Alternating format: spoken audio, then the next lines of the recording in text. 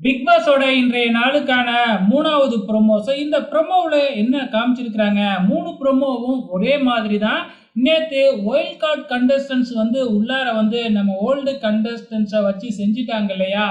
இப்ப நம்ம old contestants wild card கண்டஸ்டன்ட்ஸ வச்சு செஞ்சுகிட்டு இருக்கிற மாதிரி இந்த 3 ப்ரோமோவுலயும் காமிச்சிருப்பாங்க. ஃபர்ஸ்ட் ப்ரோமோவுல பார்வதி பார்த்தீங்கன்னா, நீங்க பேசுறதுக்கு நீங்க யாரு? அப்படிங்கிற மாதிரி கேள்வி கேட்டிருப்பாங்க. அதே மாதிரி தான் 2வது ப்ரோமோவும் ரிலீஸ் ஆயிடுச்சு. இப்ப 3வது ப்ரோமோவுல வாட்டர்மெலன் ஸ்டார் திவ்யா கிட்ட கேள்வி கேட்குறாங்க.